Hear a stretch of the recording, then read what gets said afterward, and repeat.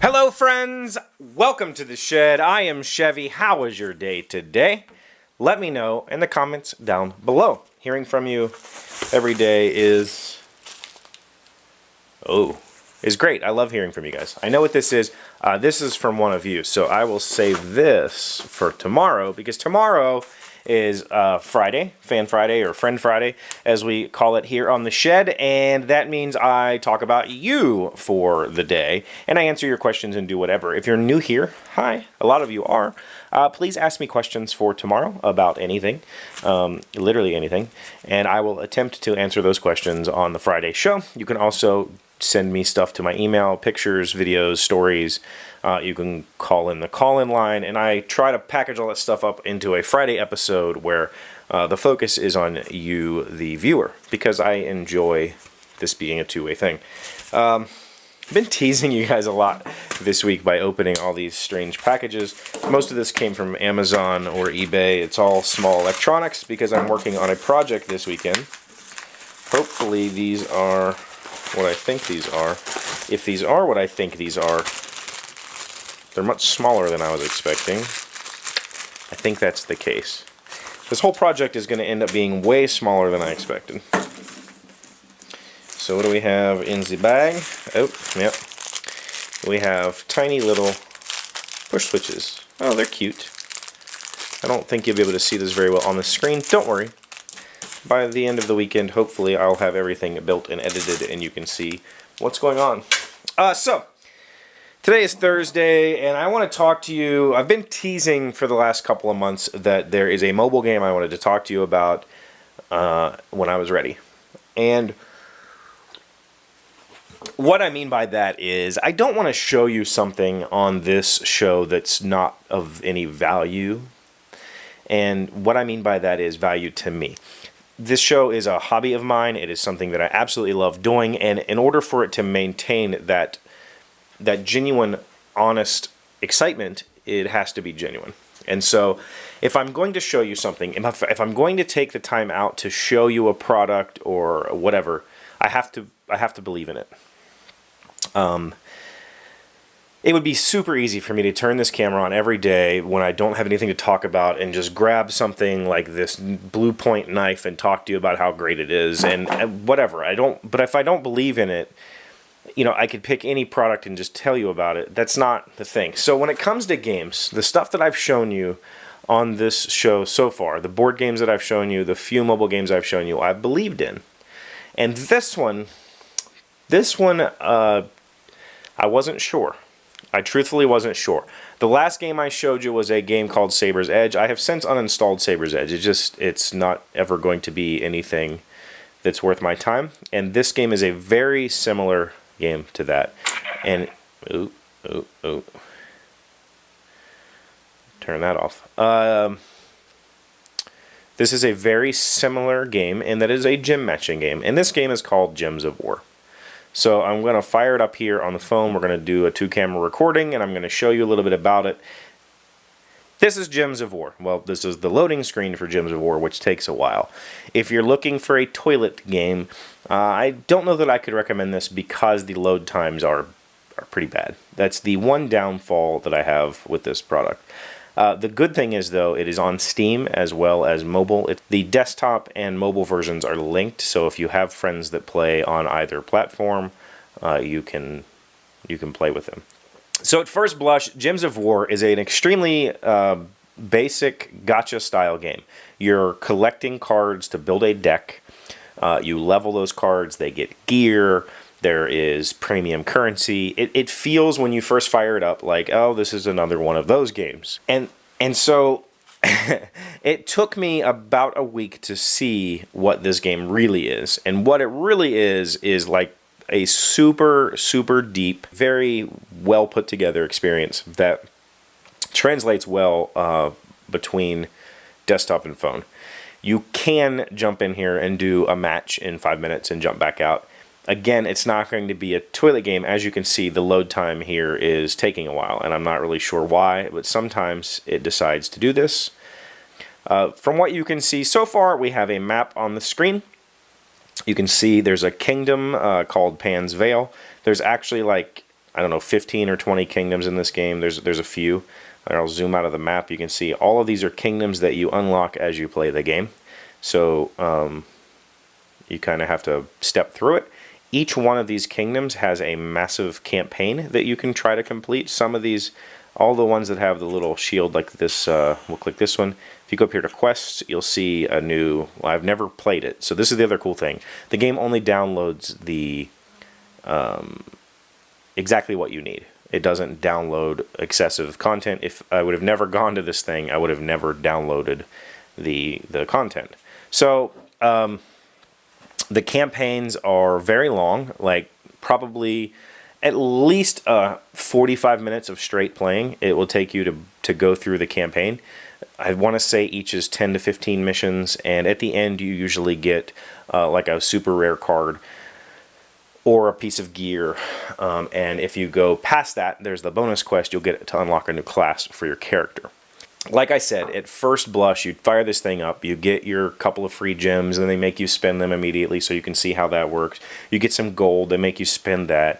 You win a battle, and you get a little bit of gold, and you're like, oh, that's cool. And then you go look at the store, and you're like, oh my gosh, these prices, I'm going to have to play for, you know, years to ever get anywhere, or I'm going to have to spend $100. And then what you realize, once you've played it for more than a half hour or an hour, or join a guild, you realize that, like,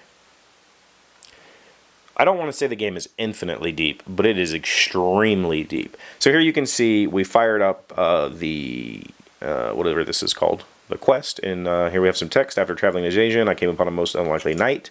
So here's the night. Help me, kind traveler, help me please. What's up, bro? These goblins are trying to catch me. Goblins? Really? I'm so excited to fight goblins.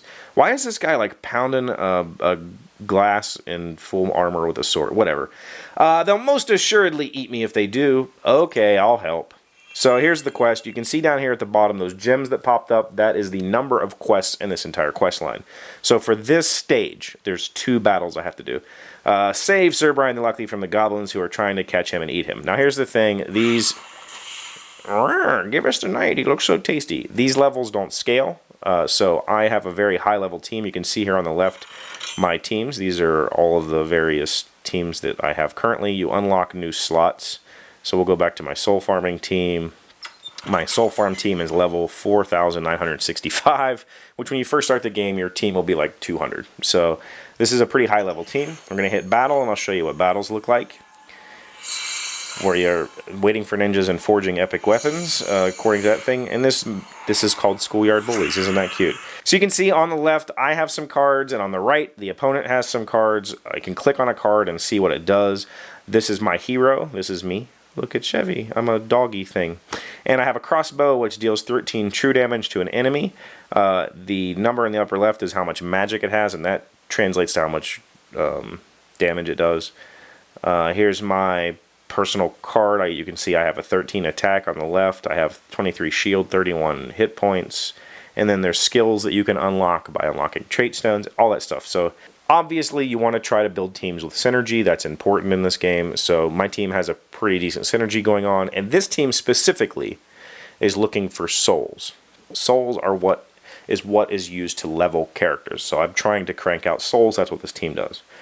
On the right, you can see his weak little guys. They have very little life, very little whatever. So what I'm going to do, let's take my white, for instance, this guy that does life drain. If I click on him, you can see in the upper left, he uses red and blue mana. So when I match red or blue gems, he's going to get the mana for that.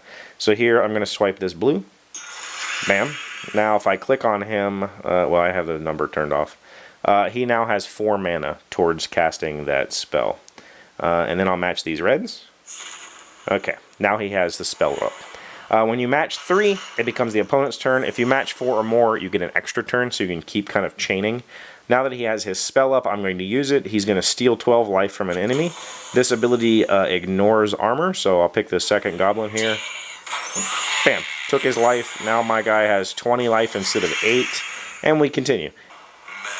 There's a mana surge that is essentially triggered because as you level, you get to pick one of two colors to, it's like a random thing. You get to pick one of two colors to level, and as you level those colors, you have better and better chances of getting the mana surge. So swiping a 3 mana gives me 5, which is really strong.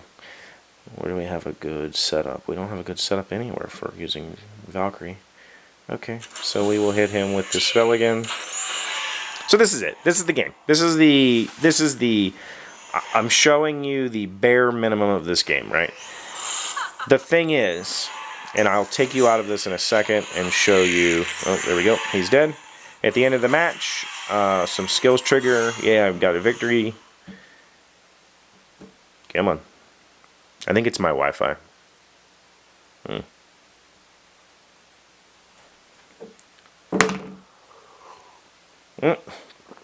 Well, we've got an error, so I'll just talk about it. At the end of each match, you're going to get a number of souls, a number of gold, all that premium currency. The thing is, and the great thing about this game is, you don't need to spend money. Like, and I'm not saying that as in it's a free-to-play game, you can grind your way. It's really not grinding. Like, you have to play to be good at this game, because you can't level... You can buy levels, alright, you can. But just buying cards and levels isn't going to make you play better. Isn't going to make you build better decks. And if you were to spend money, it's like an excruciating amount of money that it would take to do that. There are a few purchases that are worthwhile, but the major purchases in the game don't help you beat people. It's not pay to win in that aspect. The major purchases help you gather resources faster. So you can buy armor that gives you extra souls each day, or soul production, or whatever. On top of that, so you have characters that level, you spend souls to level them, you get traits from trait stones, and you can farm those, you get to give them, to unlock their trait abilities, you get classes for your hero, which you can level, which have traits, which give you special weapons. There's an entire robust guild system that allows you to team up with a group of friends, and as you complete tasks throughout the week, you get tons of awesome prizes. And then at the end of the week, you can get even more prizes based on how well the guild did versus all the other guilds. What I'm saying is, this game has layers on top of layers on top of layers. And I think the biggest drawback is, it's very bad at teaching you how to play the game. The game has so much depth, so much breadth, that it's very difficult to just jump into. It's not a casual game. It is a very strategic game disguised as a casual game. So if you're a casual game fan and you're looking, oh, I'm going to play, you know, Best Fiends or whatever, I'm going to jump in here and just do some, and have a cute laugh time, that's not what this game is. This game is actually very deep and very wide, very robust and awesome, and I love it. And I've been playing it a little bit too much. Not going to lie. There have been days where I've intended to get something done or whatever, and I've just literally played for like 8 hours because it's that fun. That's Gems of War. I hope you enjoyed this type of content. If you don't, please let me know. If you do, hit the like button. Let me know also. Don't forget, the comments down below are for you. Please tell me about your day. Please ask me questions for Fridays. Please just tell me stories. Yesterday, we did the grenade thing yesterday. Check out this story. I don't know if you go back and, you know, I don't know how much you guys go back and look at comments that people leave. Here's a story from yesterday that was left from one Owen Wasmer. One time when I was 12 or so, my history teacher let us look at his World War II grenade. My friend at the time thought it'd be funny to see what would happen if he pulled the pin, and everyone started freaking out. The teacher wanted to play along, even though he knew it would not explode. We were all screaming, and then everyone's face just completely glows blank when they realized the grenade wouldn't explode. That sounds amazing. Please leave me more stories, ask me questions, do whatever you do in the comments down below. Don't forget to hit the call-in line up, leave me a message, and I will see you tomorrow. Hey Doc, wait! I want to ask you something. Today's random fact comes from imdb.com. This is interesting. Fact that came from IMDb, the Internet Movie Database, about Elvis Presley. Seems odd. Where did Elvis go to high school? Elvis Aaron Presley was born on January 8th, 1935 in East Tupelo, Mississippi. He had a twin brother that was stillborn. In September of 1948, when Elvis was 13, he and his parents moved to Memphis, Tennessee, where he attended Humes High School. So, go to IMDb to learn about your favorite musician. I guess he was an actor.